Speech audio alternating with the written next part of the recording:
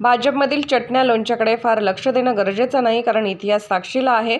इतिहास आणि भाजपचा काही संबंध नाही आहे. देशाचा इतिहास घडवण्यामध्ये मग तो देशाचा स्वातंत्र्य लढा, मुंबईचा लढा, संयुक्त महाराष्ट्राचा लढा, अयोध्या आंदोलन अशा लढ्यात हे लोक नव्हते. त्यामुळे यांना दुसऱ्याविषयी पोटदुखी आहे. हे कधी भगतसिंग, पंडित नेहरू, महात्मा गांधी घडवू शकले नाहीत. हे काहीच घडवू शकले नाहीत. मुळात भाजपचा देश 2014 नंतर निर्माण झाला आहे. त्यामुळे भारतीय जनता पक्ष हा देखील 2014 नंतरच निर्माण झाला आणि अयोध्या आंदोलन त्याआधीचे आहे. हे पळकुटे आहेत, हे रणछोडदास आहेत. इतिहास हा भाजपने पाहिला पाहिजे. बाबरी पाडण्याचं कृत्य शिवसैनिकांनी केलं आहे, भाजपने केलेले नाही. हे भाजपचे तेव्हाचे राष्ट्रीय उपाध्यक्ष सुंदरसिंग भंडारी यांनी तेव्हा केलेले वक्तव्य आहे. बाळासाहेब ठाकरे यांनी जबाबदारी घेतली गेली, पळून गेले नाहीत. पळकुट्यासारखे ते भगोडे नव्हते हिंदुत्वांचे. भाजपची मानसिक स्थिती ठीक नाही आहे. 2014 नंतर जन्माला आलेली ही बालके, यांना आधीचा भारत, आधीचा संघर्ष, आधीचा इतिहास माहीत नाही आहे. यांचे ना महाराष्ट्राच्या लढ्यात योगदान, यांचे ना मुंबईच्या लढ्यात योगदान, यांचे ना 92 साली मुंबईत जो मोठा संघर्ष झाला हिंदू वाचवण्याचा, ना त्यांच्यात योगदान. स्वातंत्र्याच्या लढ्यात ना कुठे औषधाला दिसत नाही. लढण्याच्या कोणत्याही प्रक्रियेमध्ये हे होते हे त्यांनी सांगावे. मग लोणची पापड विकत बसावे. लोकांनी बनवलेली लोणची पापड विकत बसण्याचे भाजपचे कामच आहे. जे लोक म्हणतात 2014 साली भारत निर्माण झाला, यांचा जन्मच 2014 नंतर झालेला आहे. त्यामुळे यांना आधीच इतिहास माहीत नाही. बाबरी मस्जिद प्रकरणात आमचेच खासदार आरोपी आहेत. हे RSSला मान्य आहे का? हिंदुत्ववाद्यांना मान्य आहे का? विश्व हिंदू परिषदेला मान्य आहे का? त्यांनी सांगा. या देशात रामापेक्षा कोणी मोठा झाला आहे का? कोणी नवीन ब्रह्मदेव जन्माला आला आहे का? कोणी जन्माला घातला आहे का?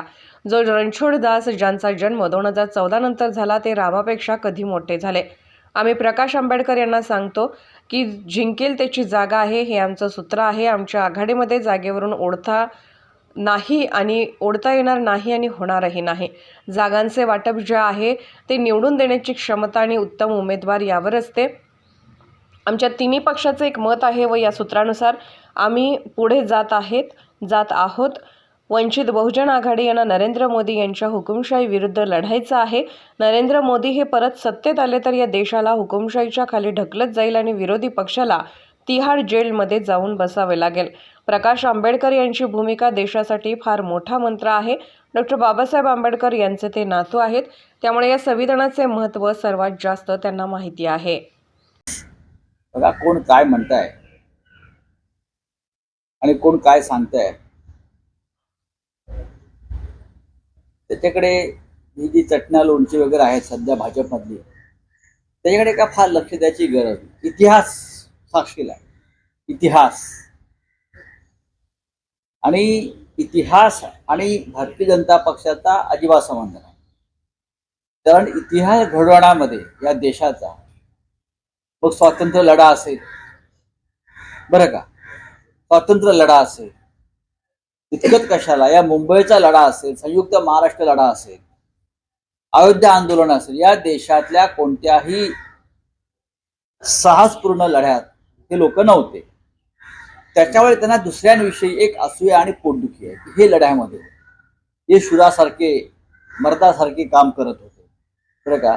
हे लोक कधी भगतसिंग घडवू शकले नाही. हे लोक कधी पंडित नेहरू, महात्मा गांधी घडवू शकले नाही. हे काहीच घडवू शकले नाही. मुळात ह्यांचा जो देश आहे हे म्हणतात की 2014 नंतर निर्माण झाला. हा देश जो आहे हा 2014 नंतर निर्माण झाला. त्याच्यामुळे भारतीय जनता पक्ष सुद्धा 2014 नंतरच निर्माण झाला, हे लक्षात घ्या. आणि अयोध्या आंदोलन हे त्या आधीच आहे.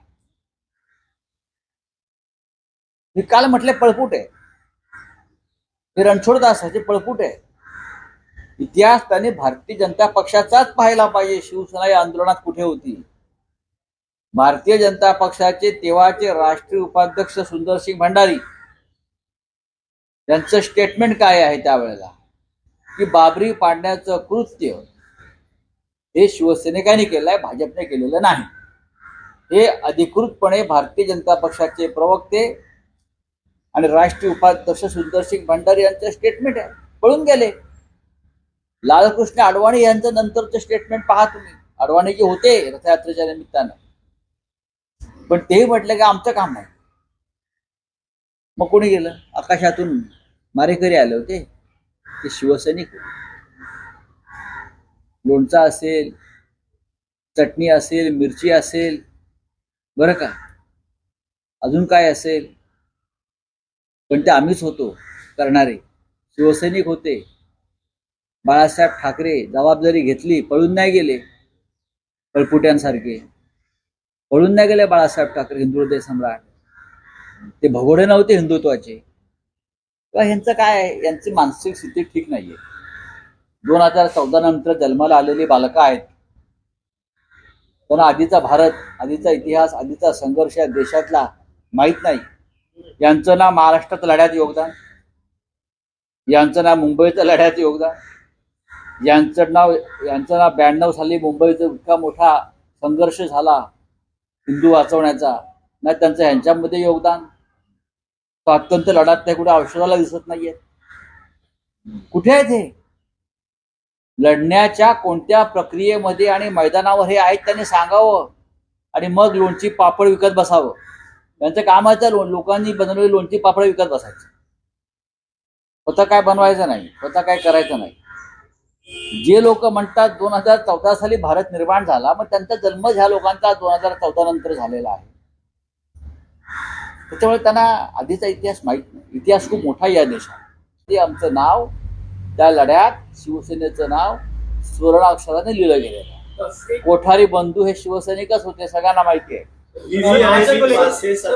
आणि आणि आणि आणि शिवसेनेचे त्यावेळचे सगळे खासदार, मग मोरेश्वर सावे असतील, विद्याधर गोखले असतील, सतीश प्रधान असतील, हे सगळे आमदार खासदार अयोध्येच्या भूमीवर, मनोहर जोशी असतील, उपस्थित आहेत. आणि तुमच्या माहितीसाठी सांगतो, हे सगळे लोक शिवसेनेचे हे त्या खटल्यातले आरोपी आहेत. मग हे लोणच्या एवढे नव्हतं, मग लोणच्यानं आरोपी का केलं? हे आरोपी आहेत. रमाकांत पांडे आमचा आरोपी आहे, पवन पांडे आमचा आरोपी आहे मुख्य. त्याला माहिती आहे का या माणसांना काय? हे कुठे होते? हे बिळात लपले होते तेव्हा. कोण महाजन? मला फक्त प्रमोद महाजन माहिती आहे. मला फक्त प्रमोद महाजन माहिती आहे, जे शिवसेना भाजपा युतीसाठी शेवटपर्यंत त्यांचं योगदान आहे, बरं का. एक चित्र देखील व्हायरल होते की नरेंद्र मोदी हे रामाचा हात पकडून घेऊन जात आहेत. मग ते हे हिंदुत्ववाद्यांना मान्य आहे का? हे RSS ला मान्य आहे का? हे विश्व हिंदू परिषदेला मान्य आहे का? त्यांनी सांगावं ना. रामापेक्षा कोणी मोठं झालंय का या देशामध्ये? कोणी नवीन ब्रह्मदेव जन्माला आलाय का? जन्माला घातलाय का? जे अयोध्येच्या रणातून पळून गेले रणछोडदास, आणि ज्यांचा भारत 2014 नंतर निर्माण झाला हिंदुस्थान, ते रामापेक्षा किती मोठे झाले. रामाची लढाई ही रामाचं महत्व आणि प्रतिष्ठा टिकवण्यासाठी झाली. त्या मंदिराची लढाई, गर्व से को हिंदू है, ही गर्जना बाळासाहेब ठाकरेंच्या मुखातून जेव्हा निघाली, तेव्हा या देशामध्ये चैतन्य निर्माण झालं. हे कोणी विसरू नये. शिवसेनेचे योगदान जे विचारतायत, त्यांना आमचा प्रश्न आहे, तुम्ही कुठे होता? तुमचे फक्त पळण्याची ठिकाणं, लपण्याची ठिकाणं आमच्याकडे आहेत. कुठल्या बिळात तुम्ही कधी लपला होतात हे सगळं आमच्याकडे आहे. स्वातंत्र्य लढ्यापासून तुम्ही कशी माफी मागत आलेला आहात ब्रिटिशांची, हे ब्रिटिशांचे मुखाबीर होते सगळे लोक. स्वातंत्र्य लढ्यामध्ये क्रांतिकारकांच्या विषयी माहिती देणं ब्रिटिशांना, यात हे लोक फार पुढे होते. या देशाचे राज्यकर्ते झालेले आहेत. हे दुर्दैव देशाचं आहे. म्हणून त्यांचा इतिहास 2014 नंतरचा आहे, आणि आमचा इतिहास प्राचीन आहे. 150 वर्षाच्या स्वातंत्र्य लढ्यामध्ये ज्या देशानं जो संघर्ष केला, त्या संघर्षामध्ये हे लोक कुठेच नव्हते. मग आता कुणाची नावं घ्यायची नाही. काँग्रेस आणि शिवसेना त्या 3 पक्षामध्ये ह्या भूमिकेवर एकमत आहे. राहुल गांधींचंही एकमत आहे, मल्लिकार्जुन खरगे यांचं एकमत आहे, शरद पवार साहेबांचं एकमत आहे, उद्धव ठाकरेंची मान्यता आहे. आणि ह्या सूत्रानुसार आम्ही पुढे जात आहोत. वंचित बहुजन आघाडी यांना नरेंद्र मोदी यांच्या हुकुमशाहीविरुद्ध लढायचं आहे. नरेंद्र मोदी हे परत सत्तेत आले तर या देशाला हुकुमशाहीच्या खाली ढकलत जाईल आणि विरोधी पक्षाला तिहारमध्ये बसावं लागेल जाऊन कायमचं, ही प्रकाश आंबेडकर यांची भूमिका ही देशासाठी एक फार मोठा मंत्र आहे. डॉक्टर बाबासाहेब आंबेडकरांचे ते नातू आहेत. त्याच्यामुळे मला असं वाटतं या संविधानाचं महत्त्व सगळ्यात जास्त त्यांना माहिती आहे, संविधान वाचवण्याचं.